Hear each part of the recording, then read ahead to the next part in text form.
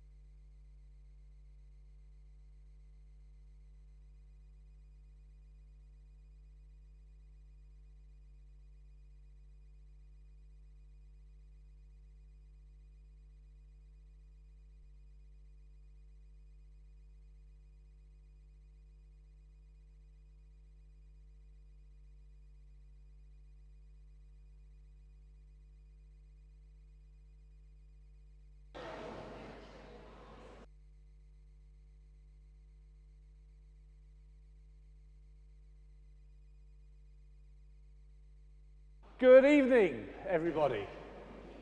I was just having a word with Marion, and she thinks that most people here tonight have come time and time again. And I think that's just a reflection of how much we have enjoyed the previous three talks by Reverend Iain Lane, and we welcome Iain here again this evening for another picture, another time to stimulate our thinking and help us to think in different ways, not only about paintings but about the Lord Jesus Christ as well. So I need to do some practical housekeeping before we go. Exits are on my right and on my left, your right of course, and then at the back there, and the toilets by now will be open and they are at the back to your left as you go out. So all it leaves me to do is to welcome Iain again and to get started on tonight's talk. Thank you, Iain. Thank you.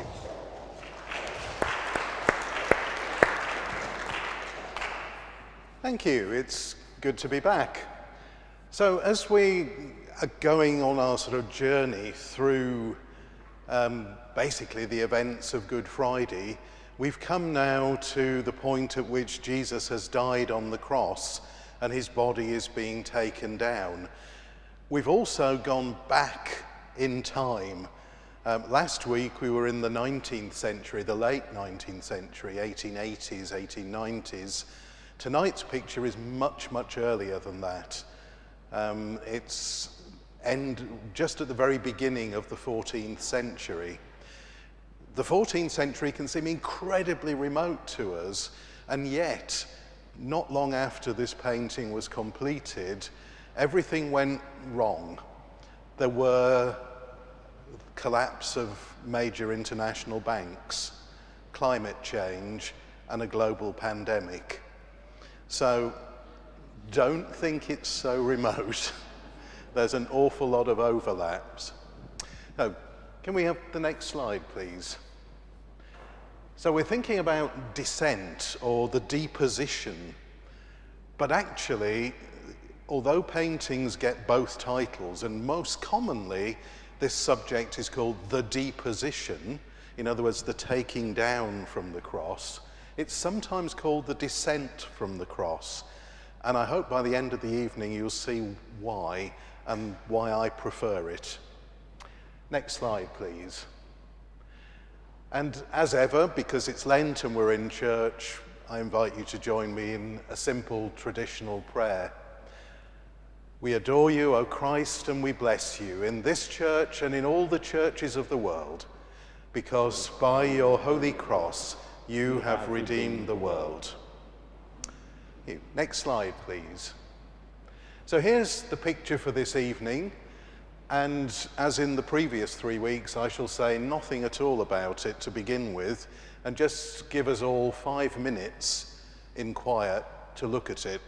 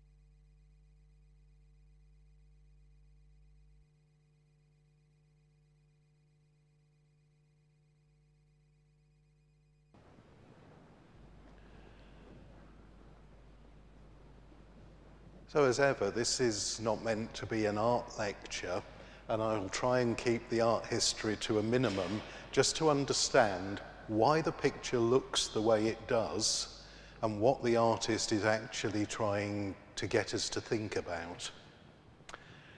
Next slide, please.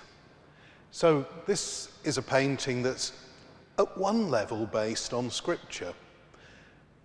The Gospels all say something about what happens after the death of Jesus on the cross. This is from Luke.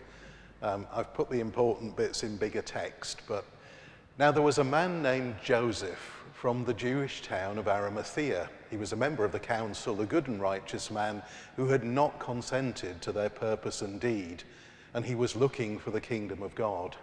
This man went to Pilate and asked for the body of Jesus. Then he took it down and wrapped it in a linen shroud and laid him in a rock-hewn tomb where no one had ever yet been laid. It was the day of preparation and the Sabbath was beginning. The women who had come with him from Galilee followed and saw the tomb and how his body was laid. And basically, Matthew, Mark, and Luke have something very much like that. John is slightly different in that he adds Nicodemus, who right back at the beginning in John chapter 3 comes by night to talk to Jesus. So you have two quite important Jewish figures, Joseph and Nicodemus, and they are the ones who take the lead in dealing with Jesus' body and making sure it's reverently buried. But the Gospels mention women. Some of them are more specific and put some names in. Luke is a bit more generalized, and they're somehow present, but not necessarily, if you read the Gospels, much involved in the process. It's just in Christian thinking, they must have had something to do. You couldn't possibly see your son's body being buried and not run across and take some part in it. Next slide, please. So that's why we've got the man on the ladder is Joseph. The man pulling the nail out from Jesus' feet is Nicodemus. Those are the traditional roles. And then we've got John, Mary, the mother of Jesus, Mary Magdalene, and then some other women who'd followed with Jesus from Galilee. Next slide, please. So we'll start just to think a bit about the background to understand why the painting looks the way it does. Next slide, please. So the artist, to give him his full name, Duccio di Boninsegna, he's born, well, we don't quite know, maybe around the mid-1250s, but we really have no idea because when he was born, nobody knew he'd ever be important and that people would give talks about him in London 700 years later. So they didn't really record it, and we don't know. We know that he was active in his own right as an artist by the mid-1270s, so going back about 20 years is about right. He would have done his apprenticeship in a workshop with other artists, gradually worked up to be a senior assistant, then set up on his own. And he's first recorded in 1278. We think he probably worked in Assisi in the 1280s, because everybody did, because they were building this amazing basilica over the tomb of Francis of Assisi. And they got to the point by the 1280s that the church was being frescoed. And there are actually two churches, in effect, one above the other. And there was a huge amount of work, so all the best artists in central Italy were there at some time or other. We think he might have gone and worked in France for a few years in the following decade. We know that in the 1290s and into the beginning of the 14th century, he was the leading artist in Siena, and then he died. But when, we're not sure. We have a record of his widow and surviving children in a legal document in August 1319. So he must have been dead by then, but that could have been the previous month, or it might have been 5 years before, we don't know. So his biography is a bit hazy. Next slide, please. But just to give you another example of his work, and you'll see why in a minute, this is a painting that he did in the 1280s. You can still see it in Siena. And like pretty much all his work, and most artists at the time, the pigment, he's painting not on canvas but on blocks of wood. And the pigment is not mixed with oil of various sorts, as would later happen. It's basically mixed with egg. And that has very different qualities from oil. It dries really, really, really quick. And it has a different kind of luminosity, but you can't do with it what you can do with oils. You can't build up layer on layer on layer in quite the same sort of way. So part of the reason the pictures in this period look different from 150 years later is just the medium.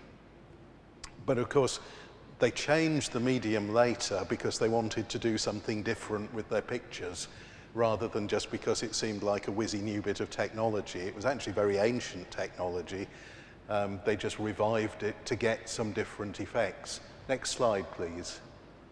And when you start to zoom in, what you notice, first of all, you've got this same gold ground, gold leaf, and then you look at the way that the drapery is handled, and you see that it's quite, well, sort of stiff and formal. It's very stylized and linear.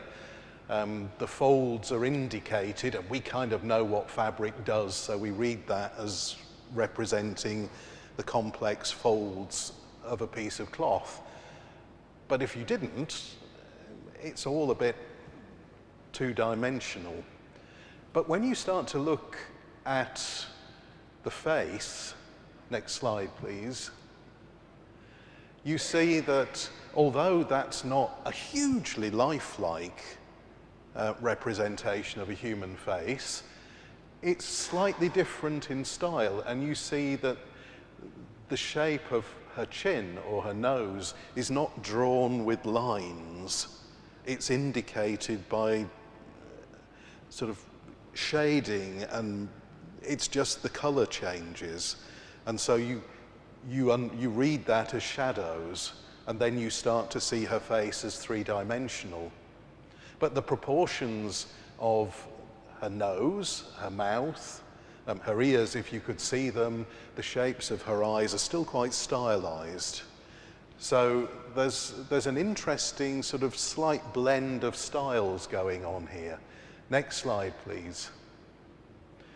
And you notice that even more when you look at the angels, for that is what they are, up in the top corners. You see that the linen there is represented in a much more naturalistic style.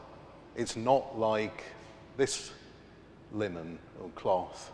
It's very different. It's, again, by color tones and indications of shadowing and modeling. Next slide, please. And then you look at the baby Jesus, and you think, he looks more like a balding middle-aged man. Not to put too fine a point on it. And the proportions of the body and the expression on the face, it's not your typical infant. And that's because they're trying to show that this is not a new life in the normal sense of things. This is the incarnation of the second person of the Trinity, and therefore there's a continuity going to all eternity. So you've shown the baby as not quite a baby, a much more adult, mature-looking figure, both in the physical proportion and the receding hairline.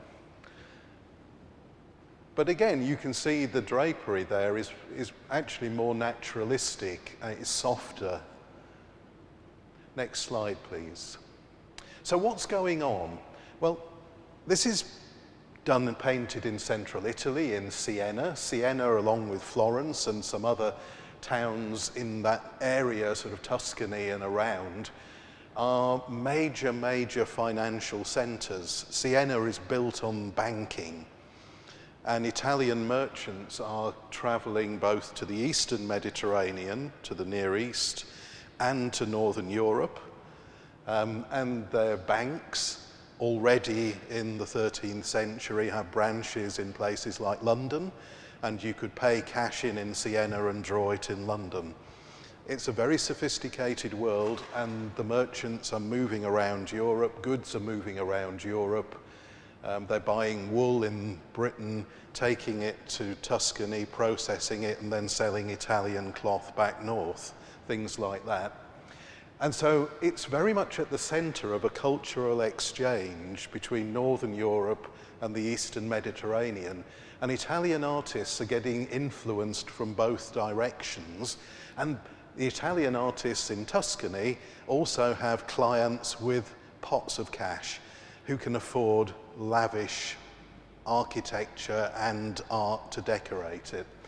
So that's why you get this huge flowering of art, because it's following the money and the trade. Next slide, please.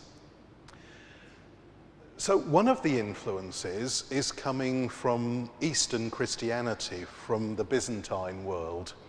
And in the Byzantine world, they had a major wobble.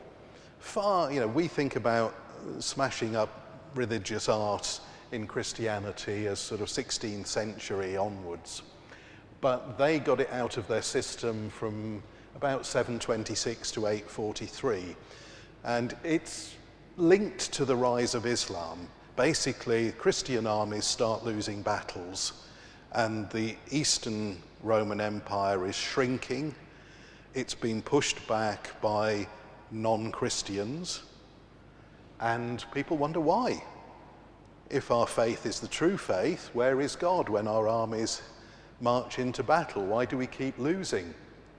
Well, either we've got it wrong about God, or we've got our discipleship wrong. And that seems the more likely thing, because it doesn't take long to look around places like Constantinople and decide that it's all full of rich hypocrites who don't live out their faith properly and are decadent and awful. And because one of the targets then is people go back to the Bible, how should it be done? Oh, hang on a minute, what's this about graven images and art? Because art is a really easy target. It's the low-hanging fruit for reform. Get out some whitewash, slosh it on the paintings, and God will be happy. So they have this major bout of destruction. And then, so for 120 years, roughly, there is no art in the Eastern Church.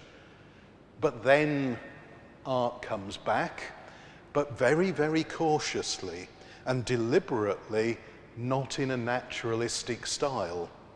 The art that survives from before 726 is very much a continuity with ancient Greek and Roman art. Now it has to be different. So it's different because they decide they're not going to paint this world.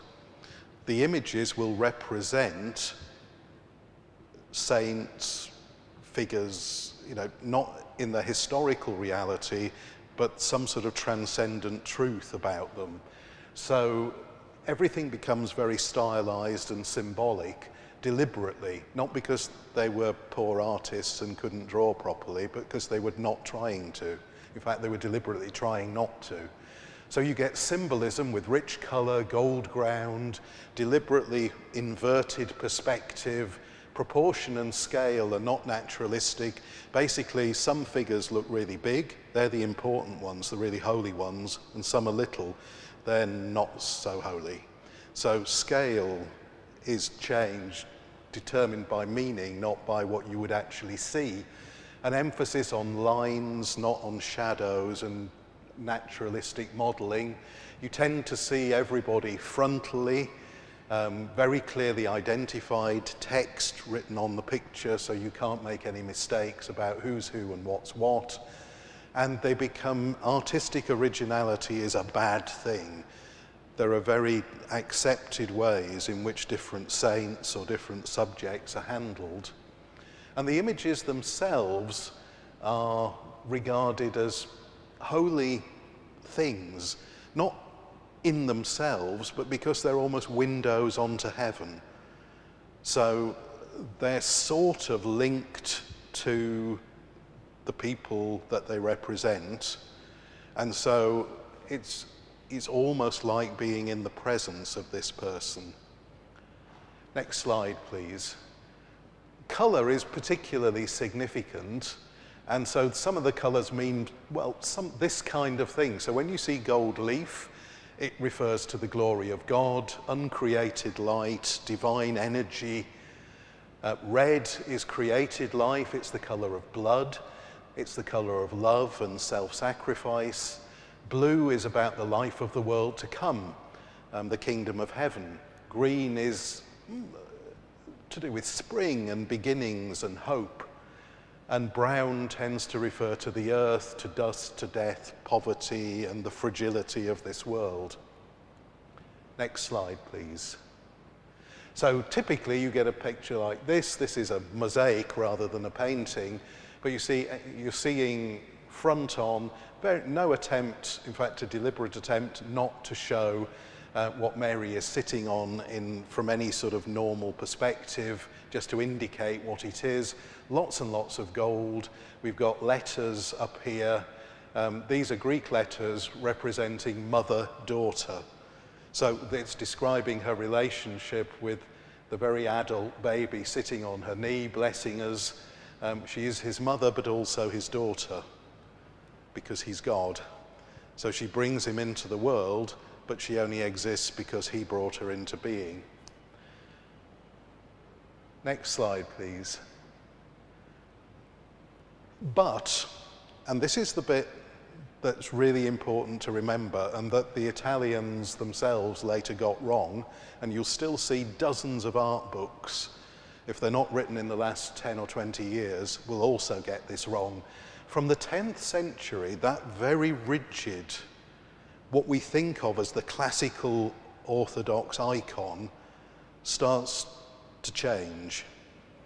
And it changes first with Old Testament subjects, because that's a bit less holy and you feel a bit more relaxed about that. You can have a go at doing it differently. And then later with New Testament subjects. So they go back to their old classical models. They start to kind of make paintings or mosaics look much more 3D.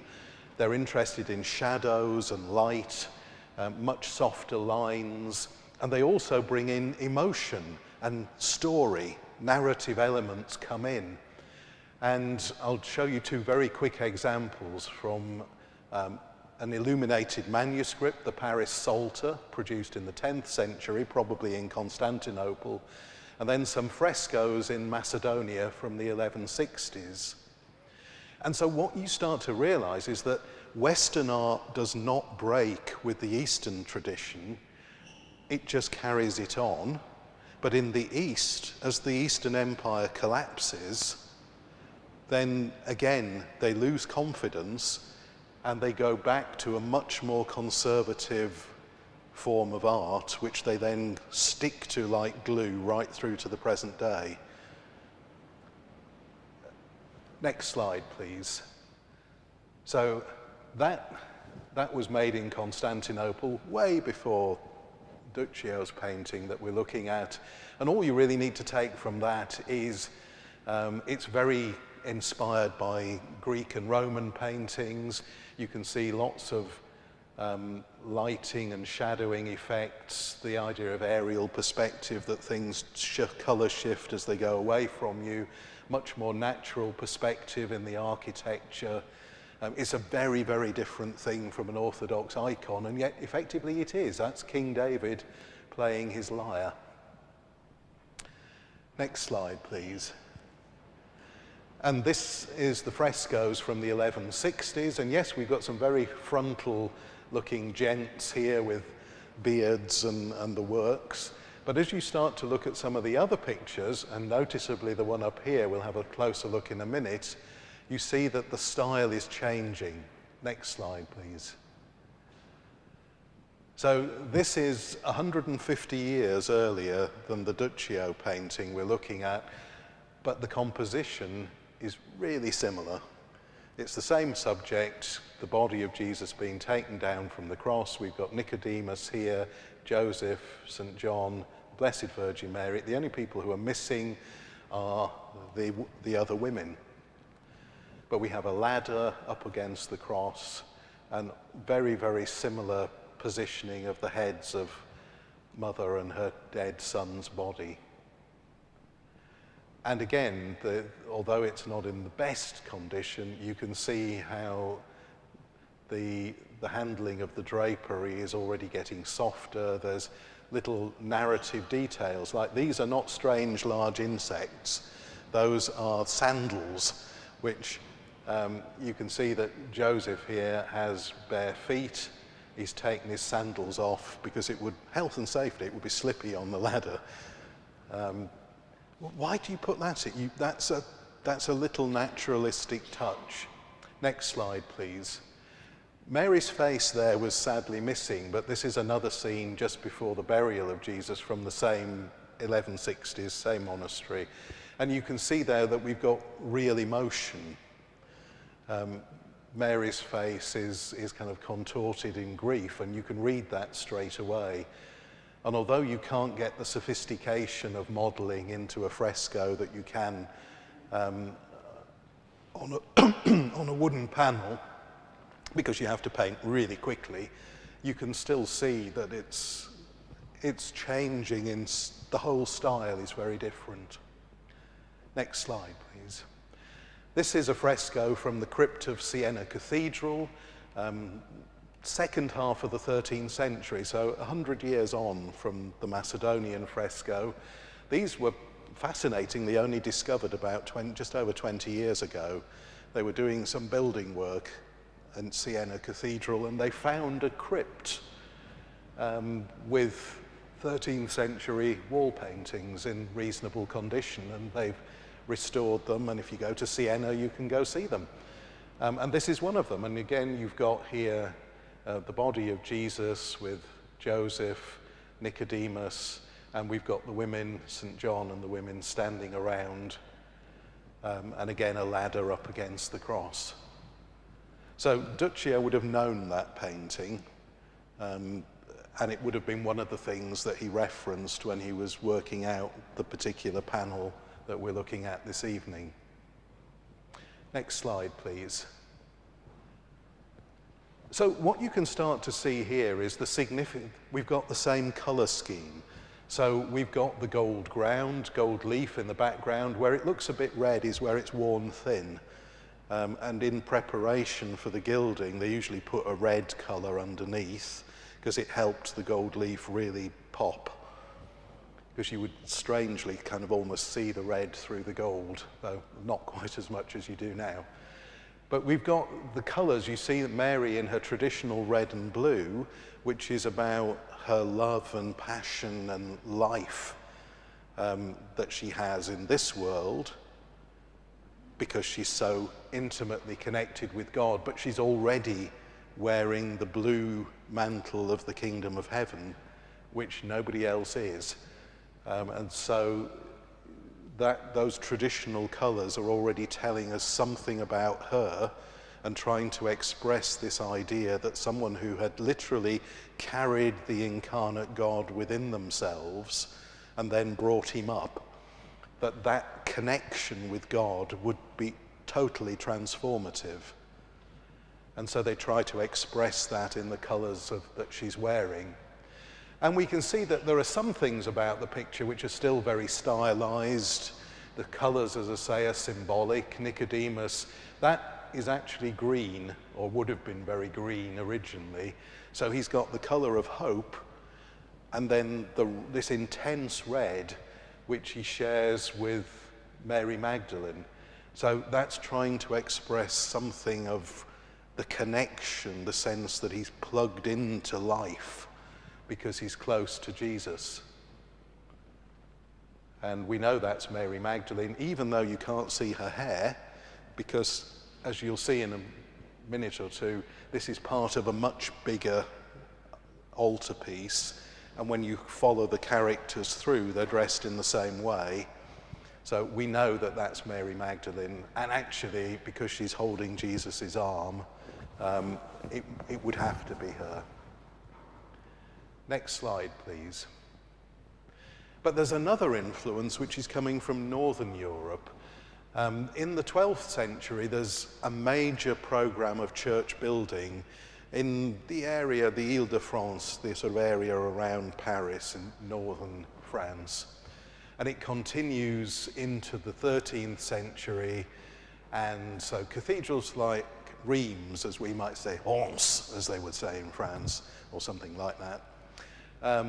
But Amiens, Chartres, all these great northern French cathedrals are going up at this time, new buildings, and the style of the architecture is shaped by a new emphasis in theology, which sees things in this world very much pointing to God. So light, rich colour, beauty, grace, are all indications of the presence of God and this world as created by God. And so the cathedrals were built tall to kind of reach to heaven, lots and lots of light pouring in through coloured glass. And the whole, even the geometry and the proportions of the building, they're a kind of scale model of the universe, completely shot through with the presence of God.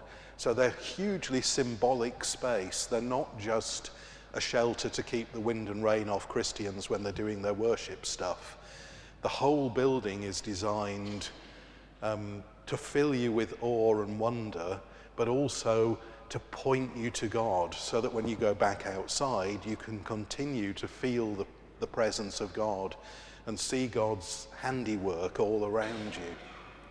And the decoration of the building develops at the same time as the architectural style. So you get lots of sculpture, which there had been before, but now it's much more naturalistic, it's much more inspired by Roman sculpture and earlier Greek sculpture, and increasingly the emphasis is not on static, heavy stone-looking carvings, but trying to make the stone look like it's alive, including painting it, and trying to put movement into it, and emotional energy and intensity.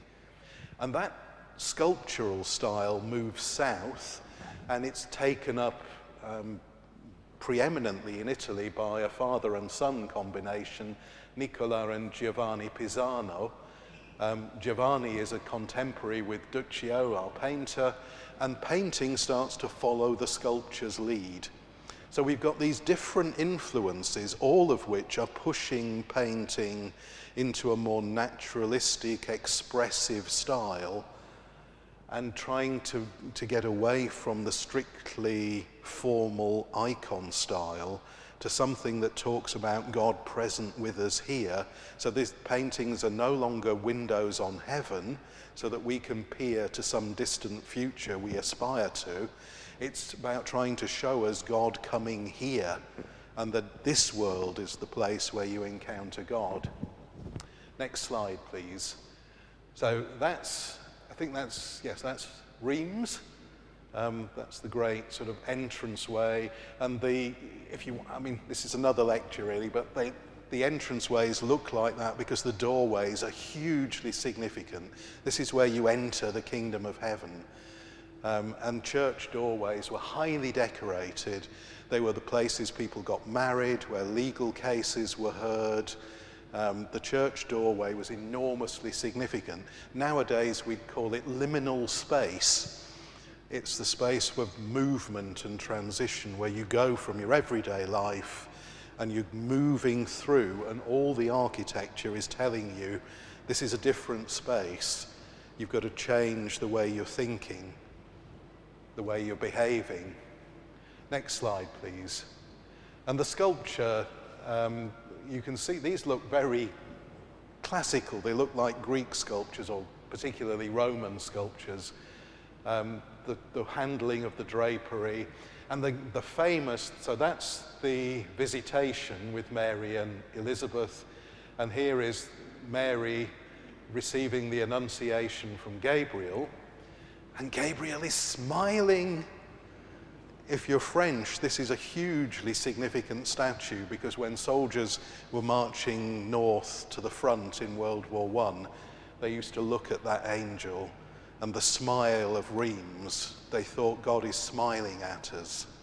And never believe that medieval Christians lived in fear and dread of God. God smiles at this world. Next slide, please. And that's what it would really have looked like. That's not Reims, that's Amiens. But in some of the great French cathedrals, thanks to modern technology and projectors like we're relying on this evening, they can put the colour back on the front. And in the summer especially, they do certain evenings you can go and see the light show, and they will put all the colour back on. So we think of them as sort of very grey and stony looking buildings, but they were actually a riot of colour. Actually, if you've ever been to India, much more like a Hindu temple than we imagine they could have been. So all the sculpture is painted. Next slide, please. And then in Italy, we get things like this. So this is produced 1298 to 1301, Giovanni Pisano. It's a pulpit in Pistoia, which is in Tuscany. Next slide, please. And we zoom in, and you can see that it's covered in, it's not just a stone box for a preacher to stand in. It is that, but it's absolutely covered in figures, and the figures are all naturalistic. They're moving, and it's a sort of riot of life. And up here we've got the nativity panel, and we'll just zoom in on that. Next slide, please. And you can see we start up here with the Annunciation, and then over here we've got angels talking to the shepherds with their sheep, and then here we've got Mary with the ox and the ass and the baby in a manger, and then over here we've got Joseph, and then we've got the midwives who, well, of course she would have had midwives. Local women would have attended. She wouldn't have been left on her own with a mere man and a few cows and things. When people realised what was happening, local women who did that sort of thing would come, and they're bathing the baby. So you've got a huge, several different scenes all crammed into one panel, and it's just full of life and energy and movement and emotion. And this is what's coming through then in Duccio's painting. Next slide, please. So the painting itself is just one panel from the back of an altarpiece. It was the high altar from Siena Cathedral, and it was commissioned in 1308. Finished and installed in 1311. It stayed there then until 1771, when they got bored and cut it up and shoved some of it inside chapels. Some of it's gone missing, some of it's scattered in art galleries around the world. There's a bit in the National Gallery just down the road. But the majority is now in the Cathedral Museum in Siena. And the panel we're looking at is about 1/2 metre square, so it's kind of like that. The whole altarpiece is huge. I mean, it's vast. Next slide, please. We don't know exactly what it looked like. This is just one reconstruction. So that would have been the front with a huge painting. I mean, that's way over life size in the front of Mary, surrounded by saints, and then lots and lots of these little scenes showing scenes. I mean, you can see an Annunciation up there, and the blank bits we don't have, and various art historians have various theories about how they might all have fitted together and what we're missing. But whereas we think of an altarpiece as a painting on a wall, this is freestanding. So the altar is here, the altarpiece is behind, but you can actually walk right round the back of it. And so it has a back. Next slide, please, which might have looked something like that. And so our panel for this evening is this one.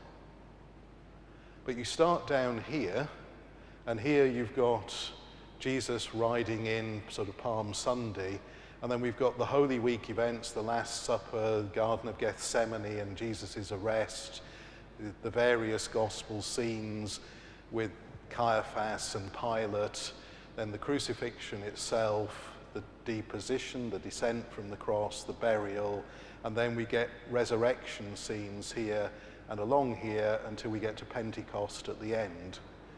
And so the idea is that people can go round the back and actually almost do the Stations of the Cross without physically having to move very much. You follow through the whole story. And it reads from this side to this side, then you go up and you read across again. So you can kind of read the whole of Holy Week right through to Easter. And you can reflect on it and meditate on it until the vergers come round with a broom and say, we're locking up soon. And people will have done that. Next slide, please. That's one of the panels, the Transfiguration. And what's interesting is you see how he's gone back to that style, and that's Jesus transfigured in glory. And when Jesus is at the Transfiguration, or the risen Jesus, he's gone back to the icon style. But when Jesus is just here with us, he uses a different style. So the style of depicting Jesus already tells us, you can tell whether it's a resurrection scene or a not resurrection scene just by looking at how he's shown Jesus. And again there, he looks a bit miserable actually, but he's very frontal, and because you're seeing him in his eternal risen, glorified state, whereas everybody else is kind of down here. Interestingly, Moses and Elijah are very they're presented with brown colours because they're Old Testament figures.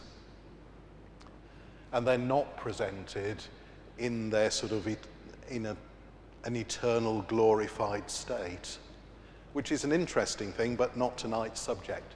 Next picture. So we're back to this. So here is our picture, and we've now got a sense of why it looks the way it does. But we have to find out, why is the artistic style changing? What are they trying to tell us? What are we being invited to see here? And the artists are trying to find a way of being respectful to an inherited tradition, but change it up so that we see the scene differently. Next slide, please. So we're now going to look a bit deeper at what we've actually got in that one panel. Next slide, please. So the source for the picture is a kind of harmonization of the four Gospels. They all mention the body of Jesus being taken down from the cross, the initiative Joseph of Arimathea. Some of them mention women there. John adds Nicodemus. So we draw on all four Gospels. We've got an artistic tradition for this scene and subject, which we've already seen in some of the wall paintings. But now we've got a changing theology, a changing spirituality. And the emphasis has switched, if you like, from what we should be doing to what God has already done for us. And it's one of the features of this period that I think a lot of the art historians get wrong because they don't know any theology. But that's probably a bit arrogant to say that, but a lot of them don't know much theology. So everybody notices that some of these scenes change over a period of about 100 years, and what they usually say is, they used to be interested in the divinity of Jesus, which is why he looks like a big strong fellow, and even at the crucifixion he looks like he's calling all the shots and he's in charge. And then everybody's now interested in the humanity of Jesus. And I think it's actually utterly the other way round. They're now interested in the divinity of Jesus and in the self-emptying humility of God. Whereas they used to be, it was all macho, alpha male, achievement theology. Work hard and get to heaven. You know, pull your socks up and get on with it, sort of. Get converted, you can do it sort of stuff. It's where the Crusades all start from. It's this idea that we can do it. You know, we follow where Jesus leads. We do this, we do that. We build the kingdom of heaven. We bring it all in. And now there's a reaction to that. And it's why Franciscan theology is really important in this period, because the emphasis is suddenly to say, it's a whole load of nonsense. Who do you think you are? You know, we are nothing without God. And so this painting is actually trying to tell us it's not on us, it's actually on what God has done for us. This is all about God coming to us in a figure we can recognize and not be frightened by. So the shift is actually almost totally the reverse of what a lot of art books will tell you. We're now fascinated by the humility of God. And I'll try and convince you of that in the next few minutes. Next slide, please. So this is a painting which is actually not just about the body of Jesus coming down off the cross, a sort of illustrated Bible. This is actually about the incarnation, about the humility of God, God's self-emptying in love for the world, and also about our response to that. Next slide, please. So to look at the detail, we've got various figures. We'll look very quickly at Nicodemus, at John and the women, at Joseph of Arimathea, Mary and Mary Magdalene, and then we'll focus on Jesus, where the emphasis is on his humility, not his humanity. Next slide, please. So there's Nicodemus. He's got these sort of slightly weedy looking pincers that he's trying to pull the nail out. And he's kneeling at the foot of the cross and very much focused on his job. And I've already mentioned these symbolic colours, the green and the red, which tell us something about him. And yes, he's got bare feet. And bare feet, as you might remember from a previous week, those of you who've been here, is about humility. So the way in which he's drawn and painted is actually showing somebody who is trying to respond to the love of God, and he's mirroring some of the humility of Jesus. And you see that because he's kneeling down. It's not just about the practicality of getting at the feet of Jesus, and he's not wearing sandals. Next slide, please. Then we move up a bit, and we see the women here, we see John, and we'll think a bit more in a moment about the body language of John, but he's not just taking the body down, holding some of the weight. He's actually embracing the body of Jesus. Next slide, please. So here we've got Joseph. We've got a ladder that I don't think any health and safety person would be very happy with. It's not at the correct angle. It's very unstable, and I'm afraid it's not a recognized technique just to have your arm over the top of the cross to stop it sliding off sideways.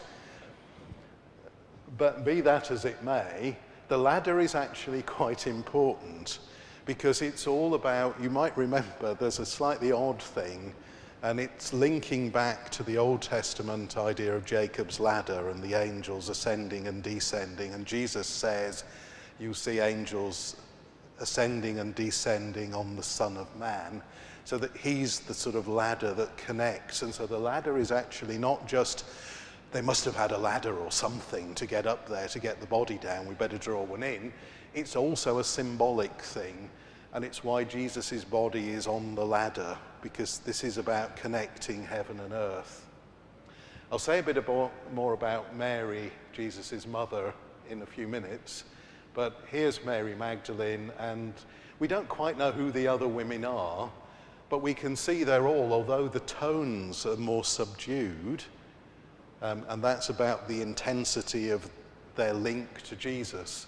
They're still wearing the red and green colours that are about life and hope and energy. Next slide, please. So there we've got the total thing, and we now have to think in even more detail about the figure of Jesus and the way in which the figures around him are connected to him. Next slide, please. So the first thing, why this scene? Why does something which just says, and they took the body down, it's just part of a sentence.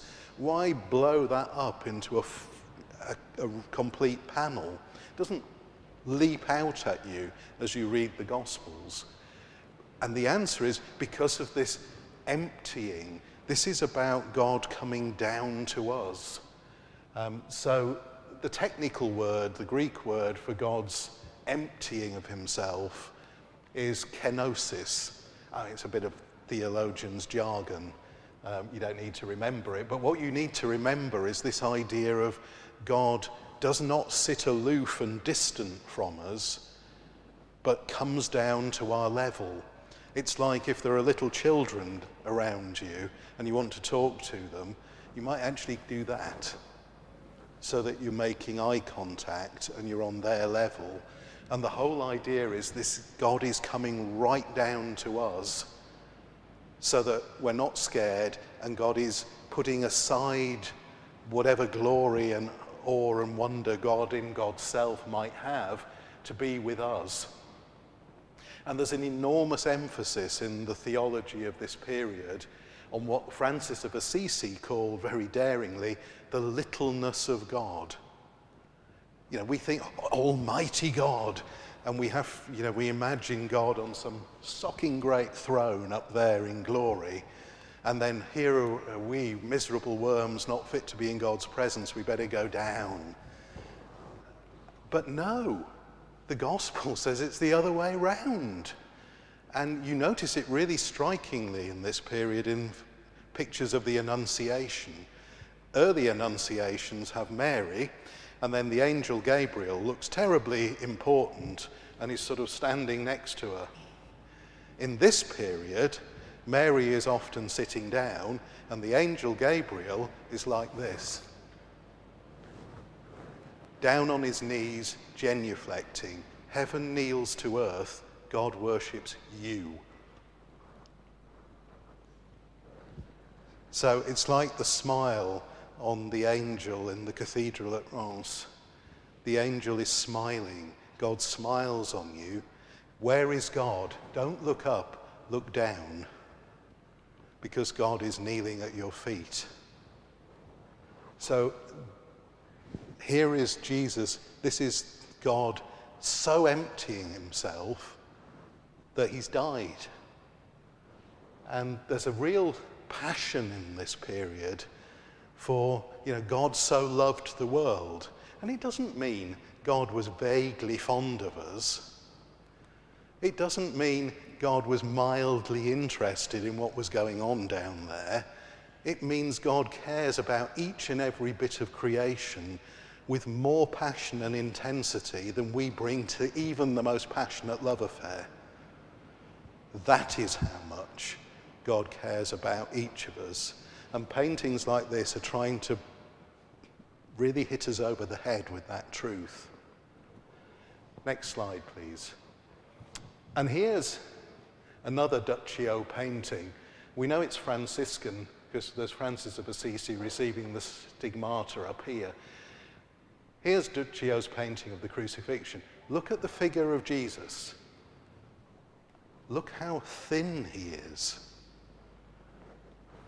Did Duccio think Jesus just never ate properly and didn't go to the gym and, if he worked with his father as a carpenter, he would have maybe thin, but boy, would there be some muscle there. They didn't have power tools. Everything is done by hand. You try ripping through a tree trunk with a not that brilliant saw. It will take you half the morning or longer, and most of us couldn't do it. But no, he shows Jesus like that to show him almost vanishing from our sight, because the power and majesty of God are so emptied away that we can barely see him. So no muscle, no great physique. You know, some of the great paintings from later on, Jesus looks like he works out on a regular basis. I mean, you know, some of the Rubens crucifixions, Jesus is, you know, and that's a different sort of symbolism. Bulging muscles everywhere, but no, here, he's just melting from our sight. Next slide, please. And although it's not quite so clear here, you get exactly the same proportions. Jesus is thin and limp and lifeless, and yet that's the creator of the cosmos. Next slide. So we've got that emphasis on the littleness of God, the physical representation of humility. And that is tied in with this bigger idea that the crib and the cross have to be seen together. This is about the incarnation. We tend to think incarnation, Christmas. We did that at Christmas. But Good Friday is not about the incarnation. It's about something different. And in this period, they say no. The incarnation starts with Christmas, but Good Friday is the consummation, the fulfillment, because he's now embraced our humanity right through to death. So it's not just a superficial thing, it's not an act, it's not a pretense. This is a complete and utter embrace of what it is to be one of us. And so the crib and the cross are seen as the same thing. It's about the same thing. And all the way through, they try to tie the crib and the cross together. And in most nativity scenes, there are foreshadowings of the death of Jesus. And in most scenes to do with the crucifixion, there are pointers back to Bethlehem and the birth. And one of the ways they do that in this period is what Jesus is or isn't wearing. So that's why I put here the veil of Mary. You might or might not have noticed when you've been looking up here that Jesus doesn't seem to be wearing very much. A lot of crucifixion paintings, he's got a pretty sturdy loincloth that kind of covers him from here almost down to the knees, and it's good, solid, thick, heavy material, because we don't want anything else in church. That would be, whoa. But in this period, that is not the case. And it's not because historically they thought the Romans had taken all his clothes so he'd have nothing on. It's again this idea about humility and emptying. And the idea is that Jesus has been stripped naked by the Roman soldiers, and then they invented this idea, but with good intent, that his mother didn't like that, so she took her veil off and went over and, with the centurion's permission, tied it round his middle to give him a little bit of dignity in dying. And when you look at sort of 13th, early 14th century crucifixions, usually what Jesus seems to be wearing is minimal and see-through, because it's meant to be Mary's veil. And again, it's meant to indicate his full embrace of our humanity, his total humility, and it's meant to be a connection with, you know, babies are not born wearing anything, are they? And so Mary then wraps him in something, and now she's wrapping him something as he dies. So it's a very subtle but real connection between crib and cross. Next slide, please. So you can see here that that's not faded. That, just like the garment in that early Madonna I showed you, it's a see-through, sort of transparent nothingness around Jesus, because it was on his mother's head until the crucifixion. Next slide. So what else is going on? It's also a focus on the Eucharist, on communion. Any image like this on an altarpiece, any crucifixion, focuses on the body of Jesus. But then Jesus said at the Last Supper, "This is my body given for you." And so what these images are saying to people is, this is my body. What's happening in this case on the other side of the altarpiece, when a communion service is celebrated, at some point in that period they'd started elevating the host.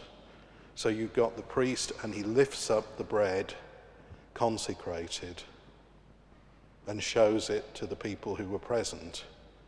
And in the same way, when you go around the back of the altarpiece, this is my body, and Joseph, Mary, John are in effect saying, this is his body.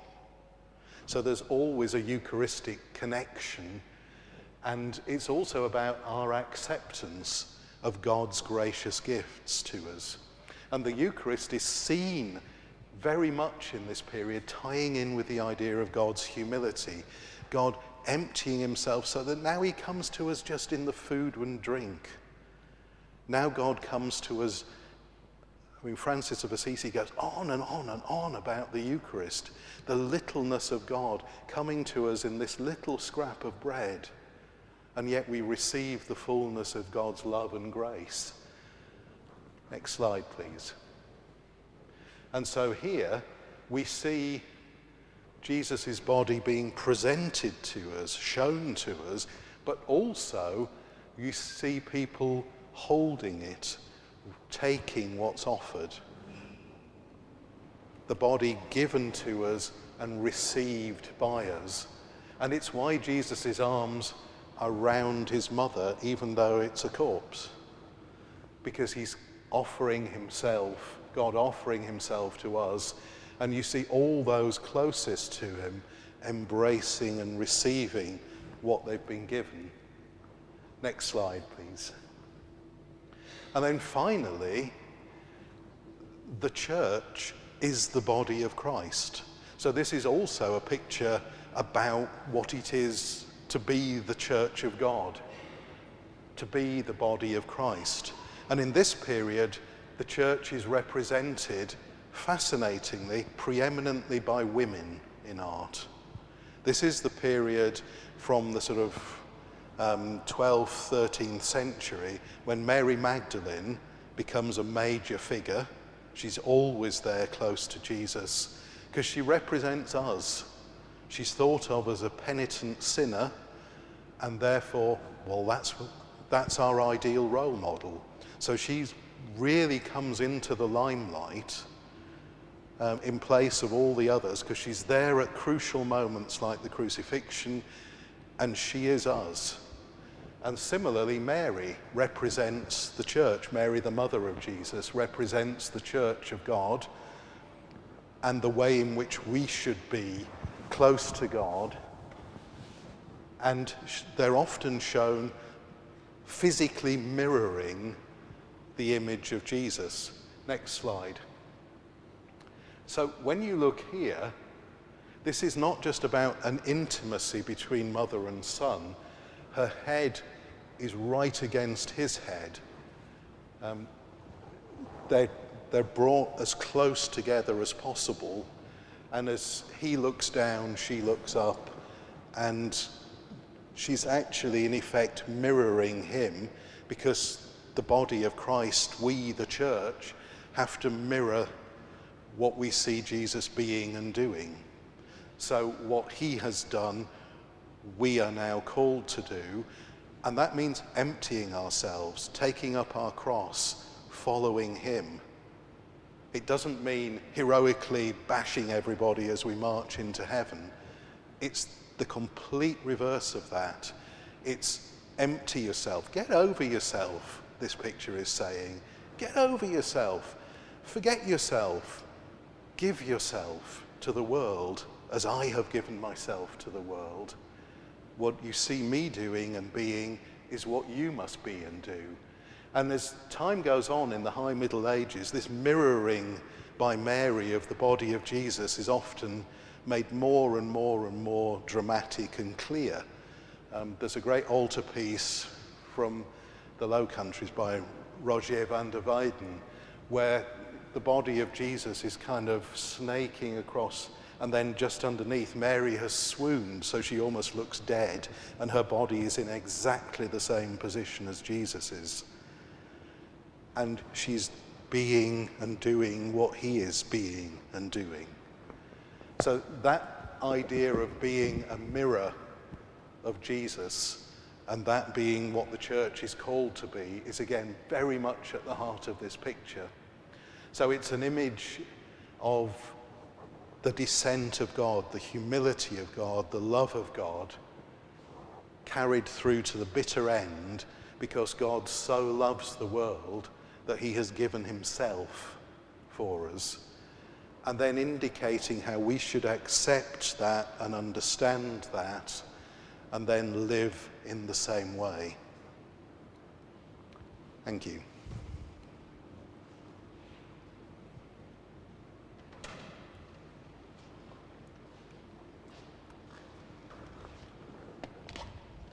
It seems such a pity, really, to rush on to coffee, but that's what we're going to do now. 15 minutes for tea or coffee, and 15 minutes for you to think about the questions or choose the most important question that you want to ask Iain in our time in about quarter of an hour. But I think you'll all agree what riches we've seen and what riches Iain has shown us, and so much to take away. So thank you very much, Iain, and we'll come back for questions in 15 minutes.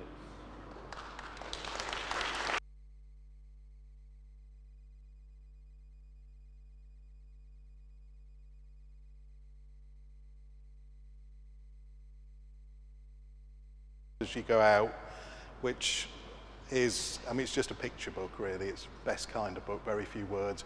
Just loads, all very detailed pictures of the entire altarpiece that survives. So do have a rummage in the book if you'd like to.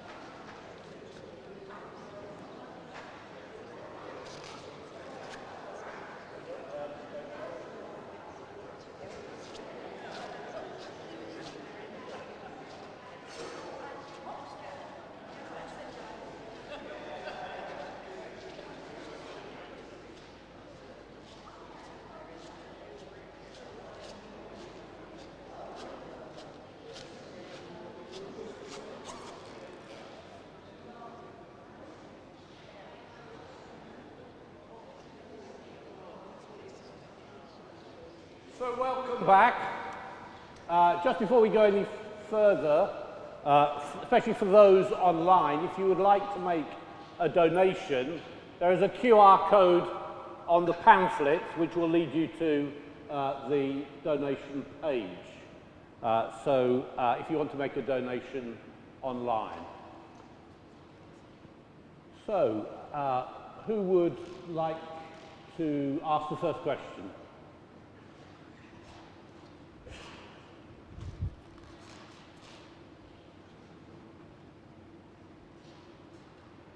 Did I see a hand? Yes. Yep. Yeah.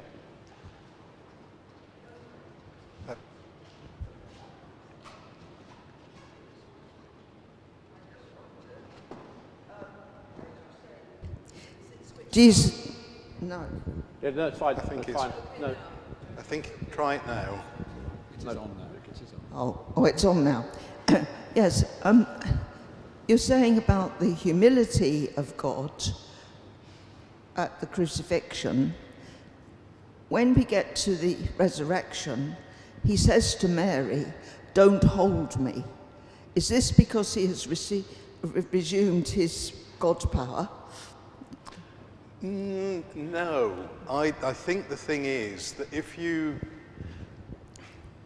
what the Greek says literally is "don't cling on to me," not "don't touch me."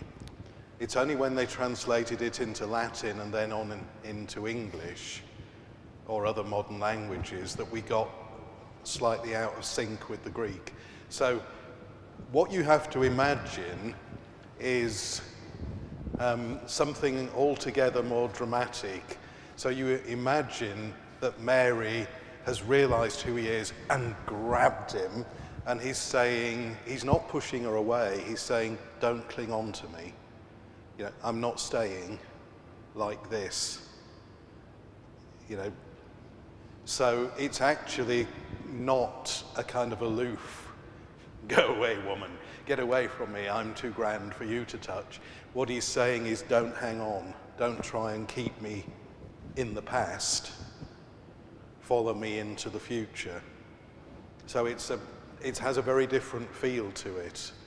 And I think it's one of the problems of we never read the Greek, because most of us can't, but actually, every time you translate the Bible, there's a risk that translation is interpretation, and even similar words don't quite work from one language to another.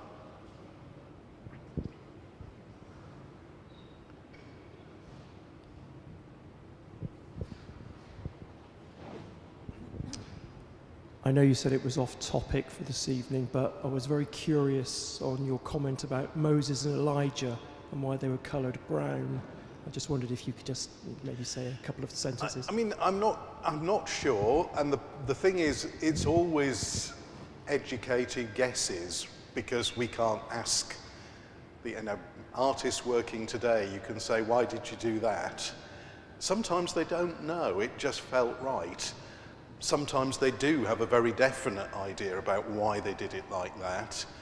And I think we can't ask Duccio why he painted them the way he did, but I think it's partly this Old Testament, New Testament thing, that somehow they're closer. I mean, they're presented, brown is about humility, it's about poverty, it's about the earth, it's one of the reasons that the Franciscan friars went around in sort of a very dull, drab, grey browny colour.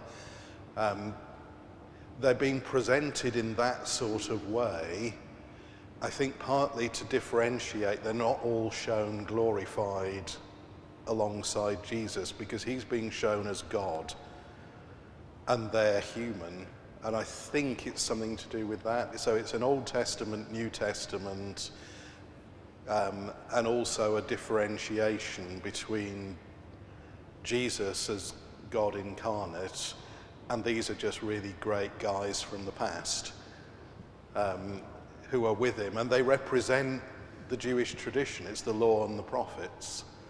It's the Hebrew scriptures sort of alive and walking around, and they're with him because it's a kind of symbolic way of saying everything that we were about has been leading to this moment. So I think that's probably the best answer I can offer. But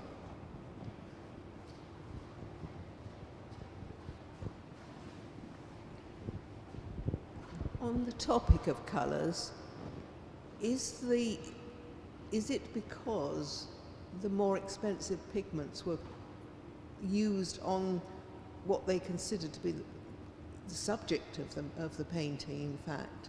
Because the blue was a very expensive pigment, wasn't it? it could be, yes. I mean, there's an element of that in, you know, why does gilding represent heaven? Because no more costly and shiny and splendid thing could be imagined. So it takes you to a whole new level from just a pigment to have real gold leaf. And most of the contracts for paintings in this period, you know, then, as I've mentioned before, they're not spontaneous artworks. They're not an idea in an artist's head. The artists, in a sense, waited to be asked to do something, and the client would tell them what they wanted, broadly speaking, and then they would specify, and they would put a limit, or, you know, we want loads of gold, or just keep the gold where it has to be, but, you know, we're doing this on a budget. And so some pigments were really cheap, because they're kind of literally, you just pick them up off the ground. Other pigments, and the lapis lazuli that's often used for the blue, was hideously expensive, and the contracts often say, don't use that for the blue. There were alternatives that were a whole lot cheaper, but others will say, I want loads of blue, because somebody is donating this to the church, and it's a big personality statement about who they are and what they can do. And so there is a grubby side to the art, in a sense. It's not just about the artist. But yeah, some of the colours, I mean, it's the fundamental idea about what red means and what blue means are deeper than that, but what you actually get on a particular work of art is very much down to what the client was prepared to pay for.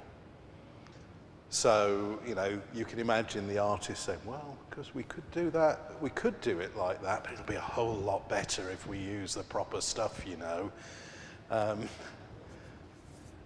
And they, you know, there's a kind of negotiation going on, and then when you've got as much detail as the client's prepared to give you, then the artist can bring, you know, I've been dying to do a deposition for years and no one's ever asked me, but now I can do it because I've got this idea in my head about how I would go about doing this.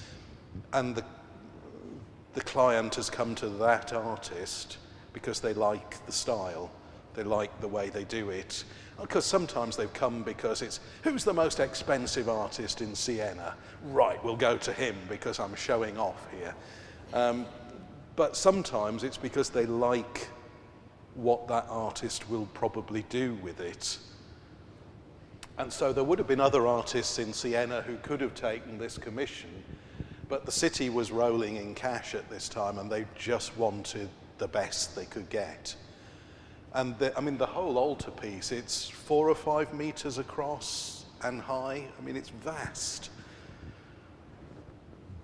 And when it had all its original framing and whatever it actually looked like, it would have been colossal and really sort of hit you in the eye as you came into what was intended to be probably the biggest church in Western Europe. Then ran out of cash. Didn't happen, but yeah. I'm not quite sure whether I'm seeing it in the detail that I should be, but a lot of crucifixion pictures are very bloody. I can't see very much blood at all. No, I mean, there is some there, but it is quite toned down. So if you look on the ends here and here, you can see a bit of red staining from where the hands were. There's a little bit of blood here, yeah. and there's blood, the red. Is it on the chest? Yes. Down here. I presume that was, But yes. on Jesus's body, I mean, the hands have little round Yes, marks. marks. Yes. But there's no sign of being whipped. Or so the physical suffering.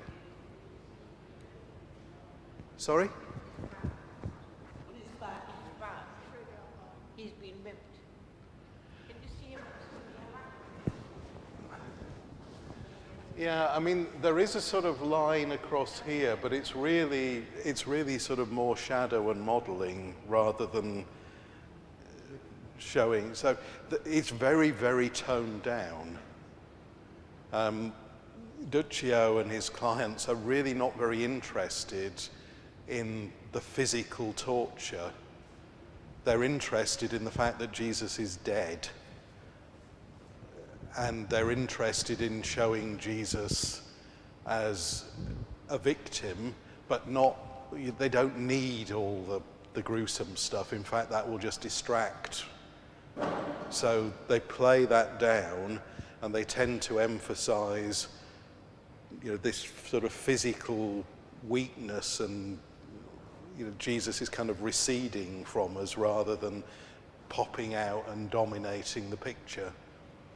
And they play down the blood and gore for the same sort of reason, really.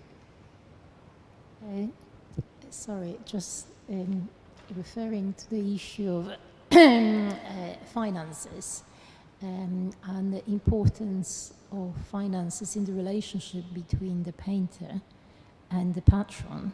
And there is an example of how things can go very wrong in a little town in Tuscany called City della Pieve, where there is a painting by Perugino, which is a biblical scene showing pregnant Mary in assist of various people.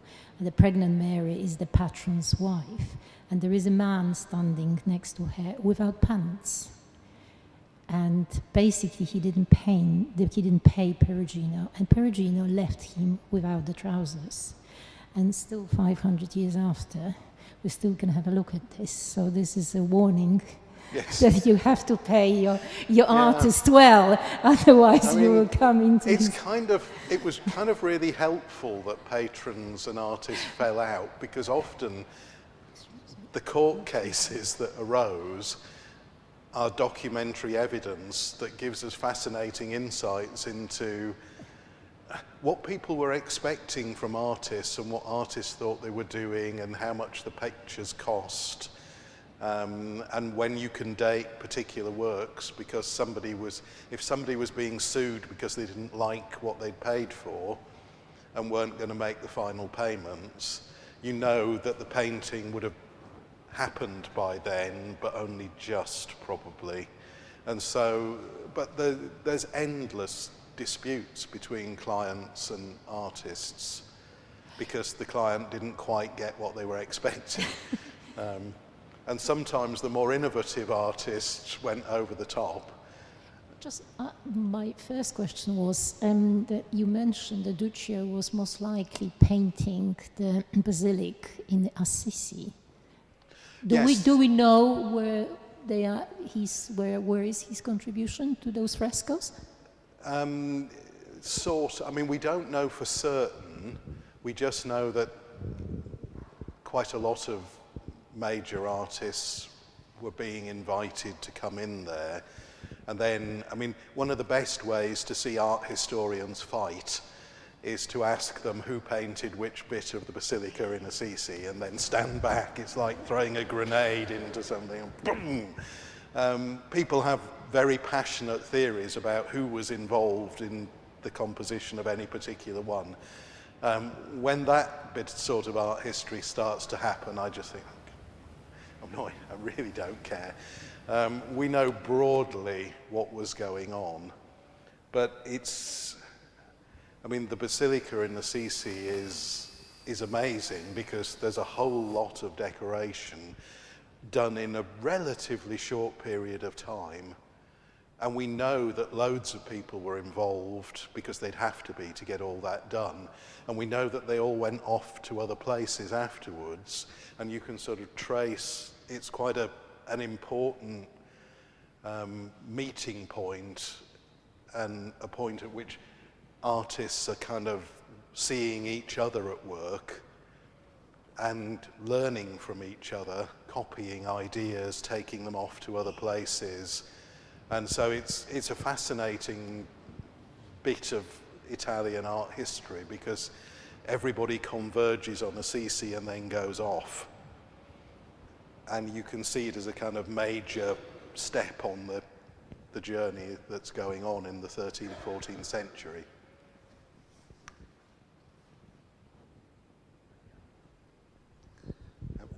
This is a question about interpretation.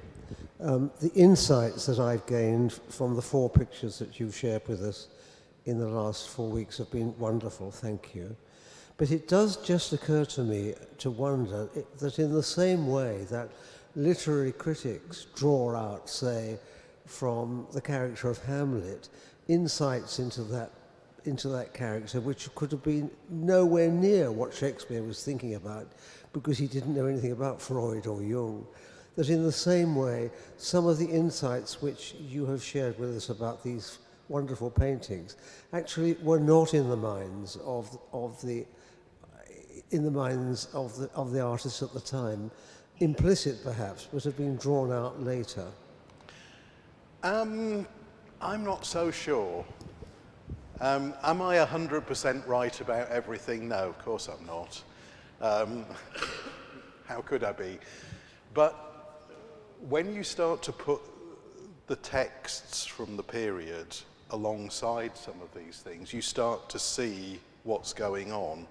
So, for example, the whole idea of the image, the idea of mirroring, we can see that in the text.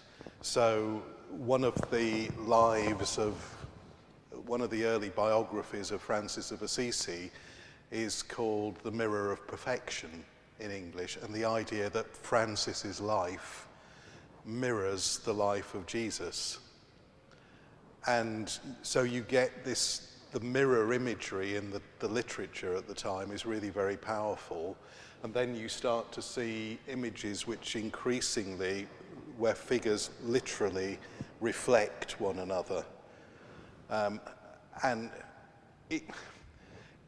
it's unlikely that that's an unconscious thing by the artist. I think it's quite deliberate.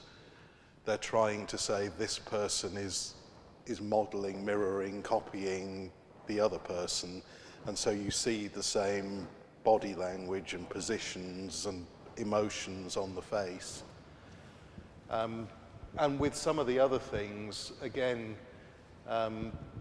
slightly less so with this one because there's only one ladder, but there's a document which, the dating of which is a bit disputed and probably is slightly after this, called the Meditations on the Life of Christ, which I've mentioned before. And that's a text which talks about the loincloth as being, that he's naked and then his mother takes off. And it talks about 2 ladders going up, and it talks about some of who was there and how they reacted. It's the one that says Nicodemus is the man kneeling down who takes the nails out from the feet, and Joseph of Arimathea is the one that puts the ladder up and goes up on the ladder. And there's an increasing sort of literary meditation on these moments, which is then reflected in the art, and then the art influences the next generation of texts, and you've got this kind of circling round all the time. So I think with some paintings in some periods, it is a bit speculative, and it's more about what I'm seeing in the picture. But I think at this period, we're on much firmer ground.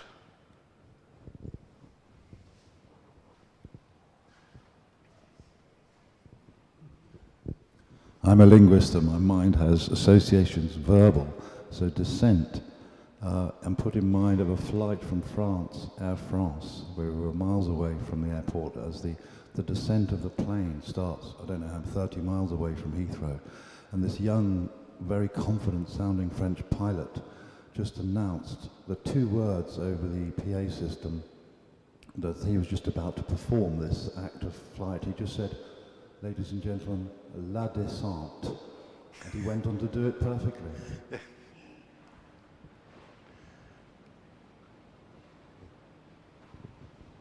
Yes. I have a son-in-law who's from Romania, and it took us ages to convince him that in English you don't land on Heathrow.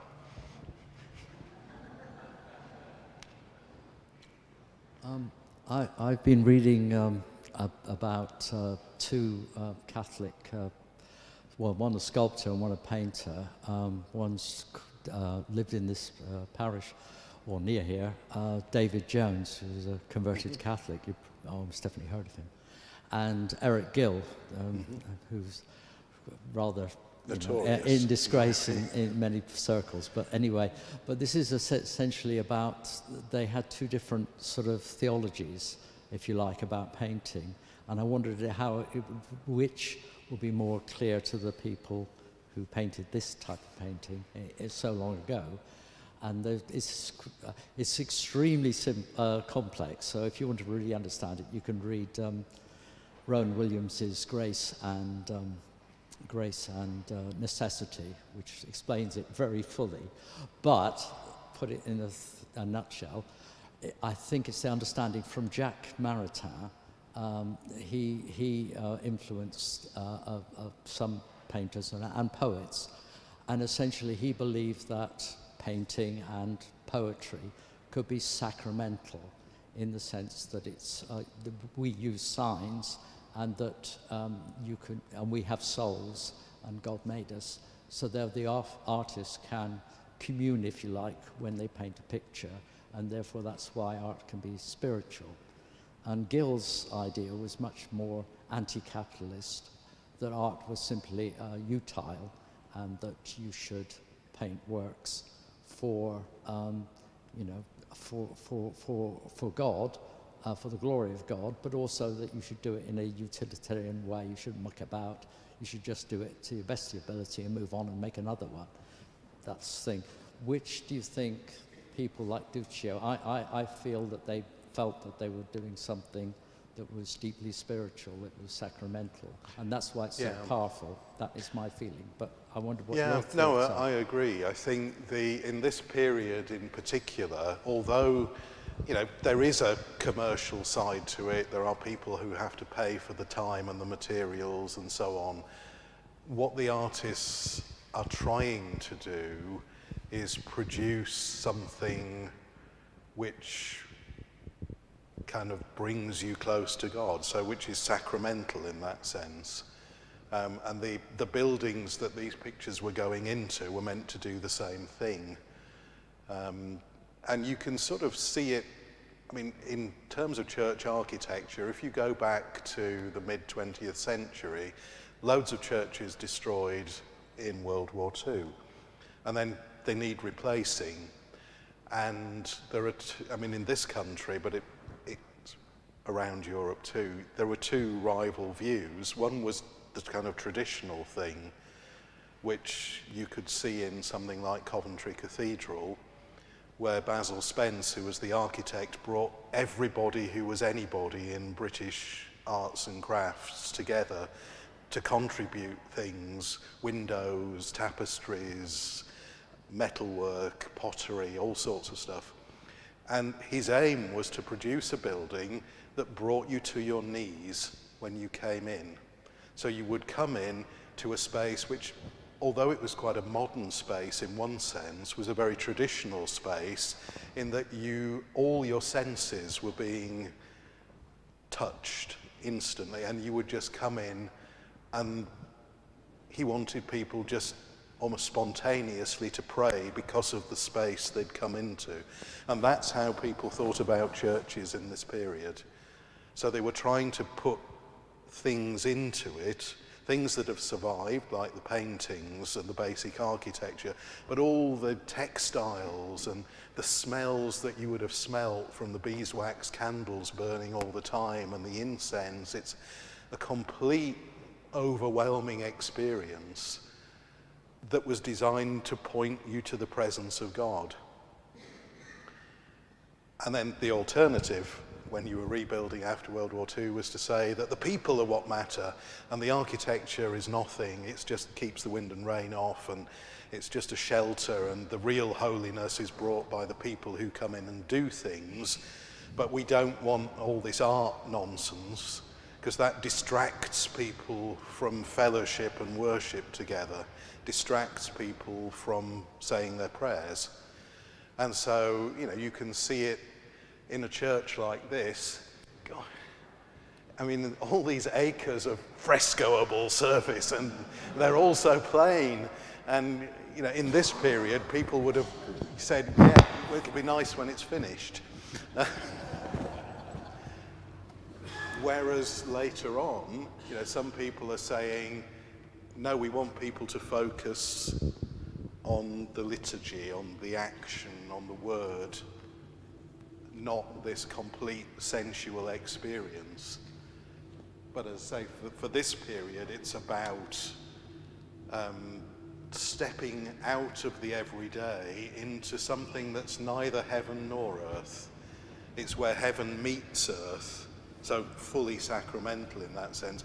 And then, when you go back out, maybe your eyes are opened to the fact that the whole world is sacramental when you understand it rightly.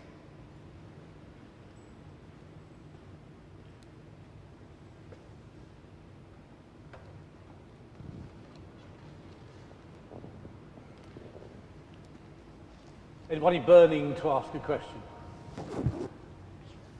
I think you'll agree we've had a fascinating evening, and this evening is the penultimate of the Lent talk, so the last one is next Tuesday, so make sure that you can make it. Well, it just leaves us to thank Iain once again for a really fascinating evening, and for his insights into not only art, but into the theology of art too. So thank you very much, Iain, and we look forward to next week.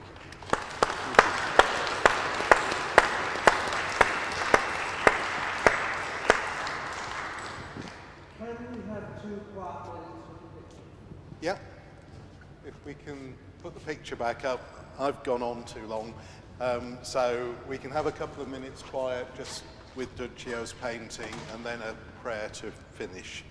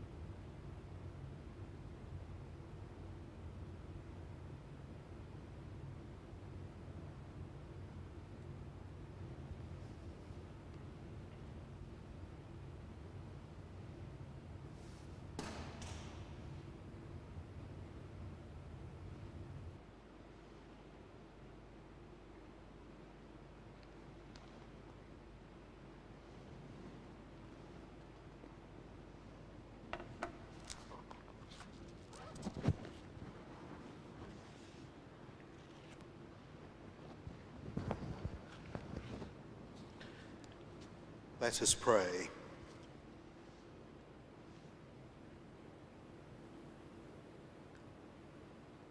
Father, as we stand at the foot of the cross of your Son, help us here to see and know your love for us, so that in humility, love, and joy, we may place at his feet all that we have and all that we are. We ask this in Jesus' name. Amen.